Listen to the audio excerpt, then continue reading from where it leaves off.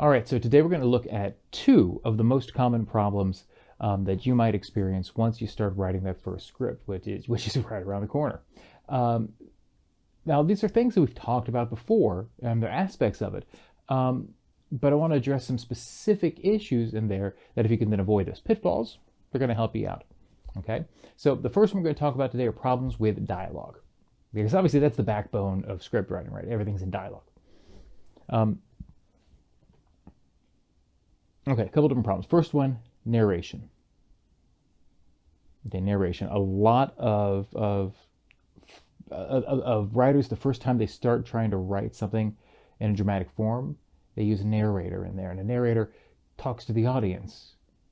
You know, however, that really should not be done. I mean, unless you're doing maybe children's theater with a nursery rhyme or fairy tale or something that would have, that storyteller type of role, you really don't want to be doing that.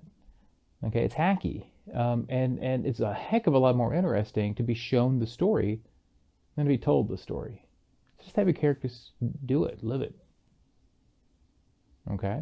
It was best told through that revelation. So, show, don't tell. Very common, also a bit of advice. Okay, so narration, avoid the use of a narrator. Number two, too little or too much information, and that happens all the time, especially too little information. I get that all the time. Basically, the whole story, the whole idea, everything that we would need to know isn't necessarily shared with the audience, or there aren't enough details to have the story totally make sense. And honestly, this can be hard to judge, especially as an insider, because all the story is in your head. And so you think that you're presenting the exact right amount of material in your script for an audience to be able to follow it. But if they're not in your head, they may not necessarily know all those things. They may not be able to put all those pieces together. On the other side of that exact same issue, you don't need to tell the audience every blessed thing that you think about. Okay, they can connect a lot of dots, okay? And the trick is finding that balance between not having too little and not having too much, because they don't want to be overtold anything either. Okay, but you got to make sure they can keep up with you.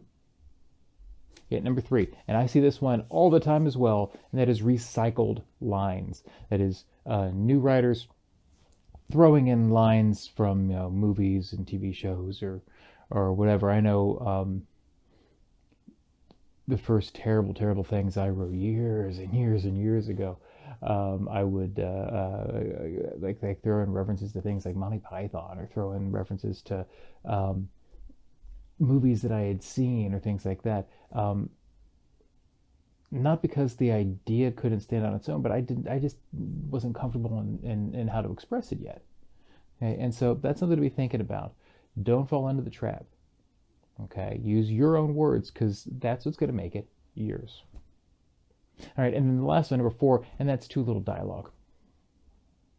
Too little dialogue. Not enough dialogue to be able to actually tell that story. So maybe try writing a scene where the only way that we can learn anything about characters is through what they say and what other people say. Okay, now if you can do that here in dramatic form, if you can do that with a play and that particular genre, well, then imagine how good your fiction writing is going to be, right? I mean, if you can communicate everything that we need to know just through dialogue, wow! When you start actually writing in prose again, that's going to be pretty awesome. So here's a bunch of questions that you should ask when you are writing your dialogue. Okay, and you can look back over it and see if your dialogue is strong or not. Okay, so how might the character's true feelings be communicated through dialogue? Okay, how could you communicate this particular idea through the way they're saying?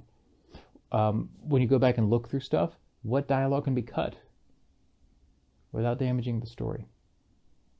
And that's important. A good writer, a good playwright is going to probably write, and then cut a lot.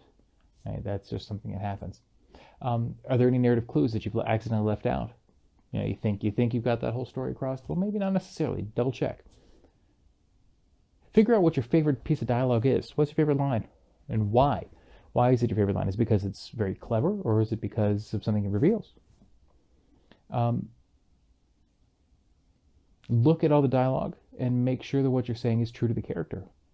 Is there a way to say it that's more interesting? A lot of times it's a much better move to say so, not by to say an idea, but not necessarily saying the idea, but by citing a reference or by making a joke that then reveals the way a character feels, or that sort of thing.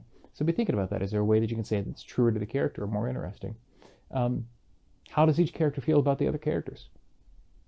Remember, if you understand your characters really well, the dialogue will write itself. Okay, so make sure you have a really good understanding about how the characters relate to each other, how they like each other, respond to each other, and so forth. How do we, the audience, know how the character feels about other characters? Something you say? Something you do? Was it something in the past? I mean, how are we going to figure that out? And I guess lastly is knowing the way that they feel. Can you think about something else that they might do? How else would they respond to this other character in some way? All right, so those are a bunch of questions to be considering. So this is stuff you can have, floating around in your head while you're writing, but it's also probably better off really consciously being applied. I mean, it's good to subconsciously be having this stuff in there as you're writing, but but actually consciously apply after the fact as you're going back and revise, because then you can go back and revise and you can think about, okay, yep, good, check. Yeah, oh wait, this one here I could probably do this a little better, and tweak it and move on, and so forth and so on. All right, so for this particular one, I have an exercise for you. An exercise to help you sharpen your dialogue skills. Okay, so it's pretty quick. It's an exercise we've titled The Other End. The Other End. And basically it's based on this premise. Have you ever heard somebody on the phone?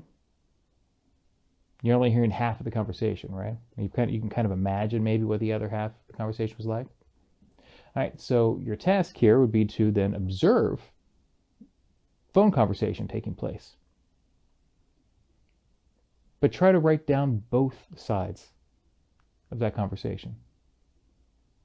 Okay, so there's the one that you overhear, but then also the one you imagine. And try to get a sense for where that dialogue might go, and what the characters might, or what those people might think about each other. All right? So that's the only activity that I have here for you this week. Got one more thing to talk about, but that's the only actual activity that you need to take care of. So it's the other end. As somebody talking on the telephone, try to imagine what that other half of the conversation is. And yeah, don't worry, I went ahead and put this in the resource section there with the section about common problems in dialogue. Okay, so it's right there at the bottom there. You can take a look at it, see it all in print, and be all good to go. Same thing with all those questions. All those questions are there in that sheet as well, or on that sheet.